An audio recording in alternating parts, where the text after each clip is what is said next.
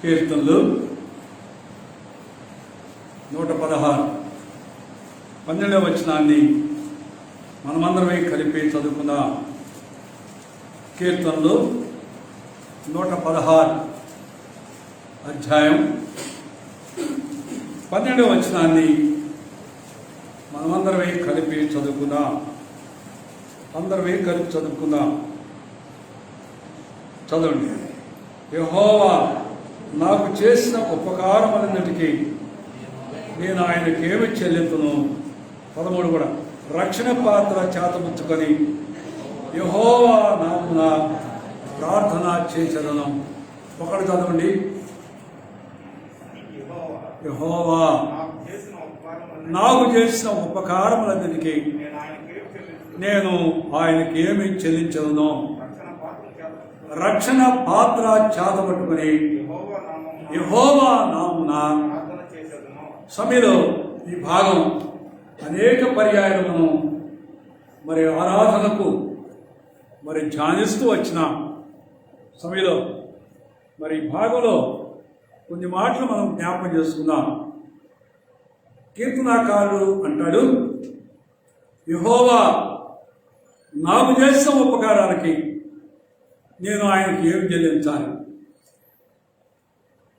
చూడండి, దేవుడు చేసినటువంటి ఉపకారాలు ఆయన జ్ఞాపకం చేసుకుంటున్నాడు. నేను ఏం చేయాలా? ఆయన చేసిన ఉపకారాలకి నేను ఆయనకి ఏం చెల్లించాలి? చెప్పండి నాతో పాటు.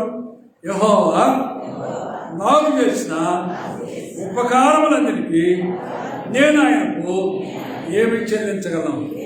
ఈ మాట మనం ఒకసారి మనసులో తీసుకుంటే, ఆయన చేసిన ఉపకారాలకి మనకు ఆయనకి ఏమి చెల్లించాలి. సహజంగా మానవుడు చేసినటువంటి ఉపకారాలు అప్పుడప్పుడు మనం జ్ఞాపకం చేసుకుంటాం. కృతజ్ఞత కలిగిన వాళ్ళు జ్ఞాపకం చేసుకుంటారు. చేసిన మేలు మర్చిపోరు. చేసినటువంటి మేలును మర్చిపోరు వాళ్ళు. కొన్నిసార్లు కొంతమంది అయితే అప్పుడే మర్చిపోతారు. లేఖనాల్లో చూస్తే దావీదు ఈ మాట చెప్తాడు. దావీదే ఈ మాట చెప్తున్నాడు. ఆయన చేసిన ఉపకారంలో నేను ఆయనకి ఏం చెల్లించాలి అంటే, ఒక వ్యక్తి ఉపకారం చేసినప్పుడు, మేలు చేసినప్పుడు కృతజ్ఞత కలిగి ఉంటాం. అంతే కదండి, ఇక్కడ అర్థమైంది. ఇప్పుడు ఒక వ్యక్తి మేలు చేస్తే దానికి కృతజ్ఞత కలిగి ఉంటాం. అంతేగా, ఫలానా అప్పుడు ఫలానా విషయంలో నాకు ఫలానా వాళ్ళు ఇలాగా మేలు చేసినారు అని చెప్పుకుంటారు. వాళ్ళు ఎవరు ఉండాలి, ఎంతమంది ఉండాలి, ఎవరో అనుకున్నా, ఏ కులస్తులు ఉన్నా ఆ కులస్తులు లేకపోయినా తప్పనిసరిగా ఇలా చెప్పుకుంటూ పోతాం. ఎందుకంటే ఫలానా విషయంలో నేను దీన స్థితిలో ఉన్నప్పుడు, భయంకర పరిస్థితిలో ఉన్నప్పుడు, ఎక్కడో అడుగంటి అంటరాని స్థలంలో ఉన్నటువంటి మమ్మల్ని, దీన స్థితిలో ఉన్నటువంటి నన్ను ఆ సమయంలో ఫలానా వ్యక్తి ఫలానా విషయంలో మమ్మల్ని జ్ఞాపకం చేసుకొని ఇలాగే ఇంత ఉన్నత స్థితికి వచ్చినామంటే వారు చేసినటువంటి ఉపకారమని కృతజ్ఞత కలిగి వాళ్ళు చెప్పుకుంటుంటారు. అంతే కదండి. మాట్లాడండి. మీరు మాట్లాడకపోతే అంత మంచిది కాదు. అదే కదా వాక్యం అంటే. మాట్లాడండి. అంతేనండి, లేదా అంతే కాదని చెప్పండి. ఆయన చేసినటువంటి ఉపకారం కొన్నిసార్లు కొన్ని సందర్భాల్లో మనం తప్పనిసరిగా కృతజ్ఞత కలిగిన వాళ్ళు చెప్తారు. అందరు చెప్పరండి. అప్పుడే మర్చిపోతారు. చేసిన దాన్ని మర్చిపోతారు చాలామంది. కృతజ్ఞత లేని వాడు. దావీదైతే కృతజ్ఞత కలిగి మాట చెప్తాడు. ఏం కృతజ్ఞత? ఒకటి లేదా రెండు చెప్తారు. కృతజ్ఞత ఏం కృతజ్ఞత కలిగి చెప్తాడు? ఏం మేలు చేసినారు మనం కూడా ఆలోచించుకోండి. ఆయన చేసినటువంటి ఉపకారం, ఇప్పుడు మనుషులు చేసే ఉపకారం చెప్తున్నా. దావీదు చెప్తాడు, యోనాతాను ఆయన ఏం ఉపకారం చేశాడు? ఒక చిన్న ఉపకారం చేస్తాడు. తన నడికట్టు, తన కత్తి దావీదుకి ఇచ్చాడు. అదే కదా, ఇంకేమీ చేయడం. భయంకరంగా వాళ్ళ నాన్న తరువుతూ చంపేదాని కొరకు ఎన్ని ప్రయత్నాలు కుమారుడు కాబట్టి చూస్తూ వచ్చినాడు. అయినా చెప్తారా, మా నాన్నకు అడుగుతారా అన్నాడు. కానీ తిరగబడలే, తండ్రి మీద తిరగబడలే, ఇష్టానుసారంగా ప్రవర్తించలే. దావీదుకు చేసిన ఉపకారం ఏంటంటే ఒక చిన్న ఉపకారం చేశాడు. తన నడికట్టు, తన కత్తి, తన కవచం దావీదుకి ఇచ్చాడండి. చూడండి, ఈ చిన్న ఉపకారానికి దావీదు ఏం చేశాడు తెలుసా? యోనాతాను బట్టి వాళ్ళ కుటుంబంలో ఎవరైనా నేను మేలు చేసేవాడు, ఉపకారం చేసేవాడు ఎవరు ఉన్నారా అని అడిగాడండి. సింహాసనానికి వచ్చాక మర్చిపోతారు. ఉన్నత స్థానానికి వెళ్ళినప్పుడు వాళ్ళు మర్చిపోతారు. చిన్న ఉపకారమేగా, ఏం చేయాల? ఈ చిన్న ఉపకారం చేశాడు. నడికట్టించాడు, దగ్గరగా ఉండి జాగ్రత్తగా నడికట్టించాడు. రెండోది కత్తిచ్చాడు, తను వేసుకునే కవచం ఇచ్చాడు. యోనాతాను దావీదుకి ఈ చిన్న ఉపకారానికి భయంకరమైనటువంటి తండ్రి శత్రువులు ఫిలిష్తీయులు తరువుతూ స్థానుసారంగా మరణాపేక్ష కలిగిన వాడై ఆయన అంటాడు, మిన్నలి నాన్న ఇలా తరుగుతాడు అంటే మిన్నలి లాంటి వాడిగా పరిగెత్తు కౌజు పిట్టులాగా తరుగుతూ వచ్చారు దావీదుని. అయినా నీ నాన్న చేశాడు కదా, నిన్ను వదిలిపెడతాను అనలే దావీదు, అనలే. ఇప్పుడు అన్నీ అయిపోయిన తర్వాత రాజు అయ్యాడండి, సింహాసనం మీదకి వచ్చాడండి. చెప్పండి, ఏం చేస్తాం మనం అయితే? ఒక్కొక్కడు ఆలోచించుకోండి. నాకు తెలియదుకోండి, ముచ్చట చేసుకోబాకండి. నాకు చాలా బాధ. దేవుని సన్నిధిలో దేవుని వాక్యం కానీ జరిగేటప్పుడు మాట్లాడుకోవడం, ముచ్చట చేయడం అంత మంచిది కాదు. అంత అవసరం ఉంది. ఎవరిని బయటకు వెళ్ళి మాట్లాడుకుని రండి లోపలికి. దేవుని ఆమెకు అవమానం, పరిశుద్ధాత్మని దుఃఖపరుస్తున్నావు నువ్వు అనుకుంటున్నావు. ఆ మనిషి ఎప్పుడు నీకు కనపడ్డా సరే, కనపడాలా? బయటికి పోయి మాట్లాడుకోండి. ఎక్కడ మందిరంలో మాట్లాడుకునే సమయం ఏంది? అది ఏదన్నా సరే చేయబాకండి. బయటికి వెళ్ళిపోతుంది నా మైండ్. ఆత్మీయమైనటువంటిది అర్థం చేసుకునేటప్పుడు ఆత్మీయులు ఆత్మగా అర్థం చేసుకుంటారు. మరి చదవండి ఒక మాట, మరి చదవండి, ఆ భాగానికి వెళ్దాం. చదవండి తొందరగా. చూడండి, దావీదు అంటాడు ఈ మాట, యెహోవా నాకు చేసిన ఉపకారాల్లో నేను ఆయనకి ఏమి చెల్లించాలి, ఏం చేయాలి, ఆయన చేసిన ఉపకారానికి నేను ఏం చేయాలి అంటూ ఇప్పుడు తనకు చేసినప్పుడు ఉపకారం గుర్తు చేస్తున్నాడు. సింహాసనానికి వచ్చినప్పుడు, రాజుగా అయినప్పుడు, ఆప్తలు నన్ను ఇలాగా హింసించి, ఇలాగా చిత్రహింస చేసి, ఇలాగ తరిమి, ఇలాగ నన్ను భయంకరమైనటువంటి స్థితిలో ఉంచినటువంటి ఆ కుటుంబాన్ని నాశనం చేస్తా అనలేదండి దావీదు. ఎంత మంచి గుణలక్షణం చెప్పండి. ఆరాధించే నువ్వు నేను మనకున్నటువంటి వస్తా కూడా ద్వేషం, అసూయ ఉంటుంది. దావీదు ఇక్కడ లేదు అంటాడు. యోనాతాను చూపించినటువంటి ఉపకారానికి నేను ఏమి ఉపకారం చేయాలి, అందుకనే ఎవరన్నా ఉండాలా అంటే ఉన్నాడు. కుటి కాళ్ళు వలికినటువంటి వాడు, అది లోదేవారులో ఉన్నాడు. ఎక్కడే లోదేవారులో ఉన్నాడు. ఆయన మెఫీబోషెతు పేరు. పిలవండి, ఇప్పుడు పిలవండి. 2వ సమూయేలు 9వ అధ్యాయం 1వ వచనం తీసుకోండి, చూసుకోండి, బైబిల్ తీసుకోండి. 2వ సమూయేలు 9వ అధ్యాయం 1వ వచనం. యోనాతాను బట్టి నేను ఉపకారము చూపుటకు సౌలు కుటుంబంలో ఎవరన్నా కలరా? చెప్పండమ్మా, మీరు చెప్పండి. ఎవరన్నా ఇరుగోళ్ళు, పొరుగోళ్ళు, పక్కగోళ్ళు, అత్తమామలు లేదా ఎవరో సమజాయిస్ ఎవరన్నా కాదు, నీకేదన్నా క్యూర్ చేశారనుకో, ఏదన్నా నష్టం కలిగించారనుకో, నిన్ను ద్వేషించారనుకో, నిన్ను అసూయపడ్డారనుకో, నిన్ను తోడనాడారనుకో, మనమైతే ఏం చేస్తాం? ఉపకారం చేస్తామా? మాట్లాడండి. ఉపకారం చేస్తామా?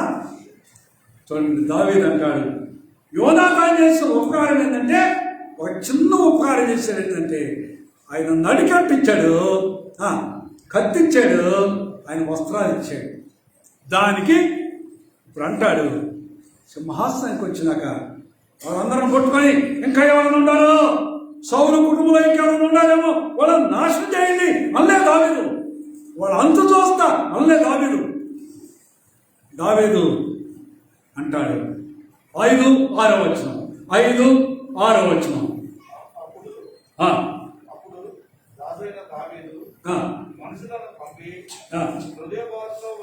లోదేబారులో ఉన్న అమ్మీయేలు కుమారుడు ఆసూరు ఎంటు నుండి అతన్ని రప్పించాడు.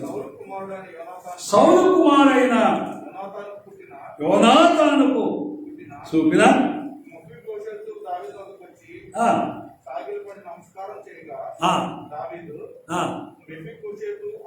మెఫీబోషెతు అని అతడు చిత్తము నీ దాసునైనా. చూడండి, తర్వాత చేద్దాం. చరిత్ర అంతా ఇప్పుడు చెప్పేదానికి లేదు. ఇప్పుడు పిలిపించారండి. ఈ మెఫీబోషెతు తనేమనుకుంటున్నాడంటే, ఇంకేముంది, మా తాతయ్య చేసిన దుర్మార్గం, మా తాతయ్య చేసినటువంటి భయంకరమైన పరిస్థితి, మా నాన్న చచ్చిపోయాడు, మా తాతయ్యలు పోయారు, మా కుటుంబం అంతా అయిపోయింది, ఇంకా నేను ఒక్కడి ఎట్టొక్కట మిగిలా, మరి నన్ను కూడా అనుకున్నాడు. అలా చేయలే.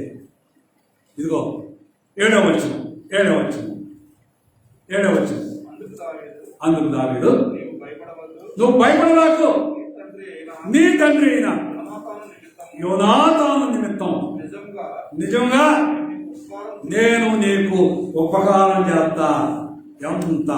ఎంత దయగలిగిన వాడు, ఎంత ప్రేమ చూపించాడండి.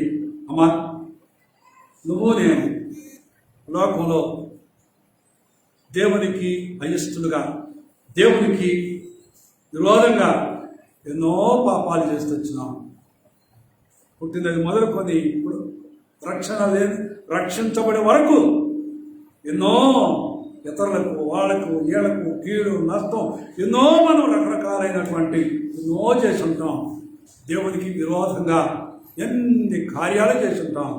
ఆయన కయిష్టమైనటువంటి ఎన్ని కార్యాలు చేసినా ఆ ప్రేమ కలిగిన తండ్రి, ఆ దయ కలిగిన దేవుడు నిన్ను నన్ను ప్రేమించి నీ కొరకు, నా కొరకు ఆ కలువరి శిలువలో ఎలీ ఎలీ లమా సబక్తాని బిగ్గరగా అరిసి నీ కొరకు, నా కొరకు ప్రాణదానం చేసి ఈనాడు ఆయన శరీరం, ఆయన రక్తమైనటువంటి ఆ దానిలో నీకు నాకు క్షేమం కలిగించి తన బలలో ఎల్లప్పుడూ ఆయన వచ్చే వరకు ఆయన బలలో పాలు పొంది ఎంత గొప్ప భాగ్యం చూపిన ఆ రాజులకు రాజు, ప్రభులకు ప్రభు అయిన యేసయ్య మనం ఆరాధించే ఆఖరి వచనం. అదే ఆఖరి వచనం. ఇప్పుడు వెనక ఓట్లు మనం చదవండి. ఆఖరి వచనం. మెఫీబోషెతు సదాకాలము రాజు బల్ల యొద్ద. ఎంత భాగ్యం! శత్రువులైనటువంటి వారిని ప్రేమించు. అందుకనే ఈ దావీదే ఈ కీర్తన రాసినారు. 116వ కీర్తన దావీదే రాసి ఇప్పుడు అంట. అందరం చదువుదాం. అందరం చదువుతున్నాం. 12-13 వచనం. 12-13 వచనం అందరూ చదువుదాం. యెహోవా నాకు చేసిన ఉపకారములన్నిటికీ నేను ఆయనకి ఏమి చెల్లించును. రక్షణ పాత్ర చేతపట్టుకొని యెహోవా కొరకు ప్రార్థన చేస్తున్నాను.